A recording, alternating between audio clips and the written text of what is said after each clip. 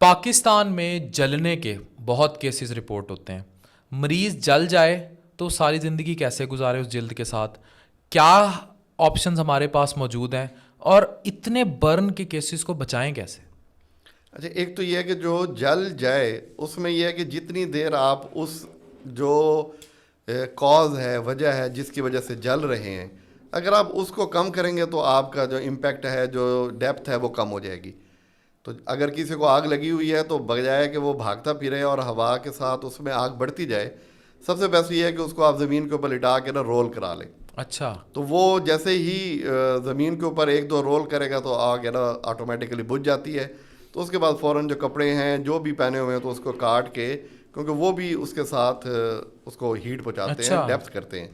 اسی طرح اگر کوئی دودھ گر گیا ہے، پانی گر گیا ہے گرم کو اس طرح، تو اس میں یہ ہے کہ آپ ٹھنڈے پانی کے نیچے بٹھا دیں اس کو. تو جیسے ہی آپ ٹمپریچر کو cool down near to normal کریں گے تو جو ڈیپتھ ہے وہ کم ہو جائے گی. صحیح ہے. ایک تو یہ چیز ہے. صحیح. دوسرا یہ ہے کہ گھر کے اندر جو کیئر لیسنس ہے، اچھا. لاپرواہی ہے، اس کو ہم نے اوائڈ کرنا ہے. کہ گیس کی لوڈ شیڈنگ ہے، لوگوں نے LPG سلنڈر لگائے ہوئے ہیں، سلنڈر کے اوپر ماؤنٹ کیے ہوئے چولہے. کتنے کیس رپورٹ ہو رہے ہیں گیس سلنڈر پھٹنے سے؟ کتنے کیس رپورٹ ہو رہے ہیں برن کے؟ ملتان برن سینٹر کا ایوریج جو آؤٹ ڈور ہے اراؤنڈ 15,000 ہے سال کا. 15,000 کیس صرف ملتان کے برن سینٹر میں گیس سلنڈر پھٹنے سے رپورٹ ہوتے ہیں برن ریلیٹڈ، اور جس میں سے سال میں کوئی 2,000 سے زیادہ میجر برن ہیں جو ایڈمٹ ہوتے ہیں. اچھا. اچھا سر، برن کی میجر وجہ کیا ہے پاکستان میں؟ Gas burn. بڑوں میں گیس کی لوڈ شیڈنگ ہے، چولہے لیک کر جاتے ہیں، LPG cylinder low quality use کرتے ہیں، اور جب اس میں چھوٹے گھر ہیں، سنگل روم کے اندر 4-4 5-5 لوگ رہ رہے ہوتے ہیں، تو وہ لیکیج ہوتی رہتی ہے پور کوالٹی گیس سلنڈرز کی وجہ سے. تو وہ جیسے ہی کوئی صبح اٹھ کے بٹن دباتا ہے تو وہ پتہ لگتا ہے بلاسٹ ہو گیا. دوسرا یہ ہے کہ ہمارے یہاں جو کچن ہے وہ سیکیور نہیں ہے.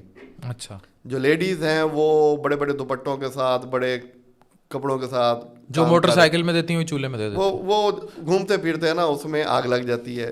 پھر یہ ہے کہ دودھ گرم کر کے لوگ دیہاتوں میں کمروں میں رکھ دیتے ہیں، چارپائیوں کے نیچے رکھ دیتے ہیں، یا کچن میں نیچے پڑا ہوتا ہے. وجہ یہ ایک نارمل ہے، نارم ہے کہ ہمارے ساؤتھ میں گھر کے اندر جو دودھ ہے وہ چھوٹے بچے کی ایکسیس میں ہوتا ہے.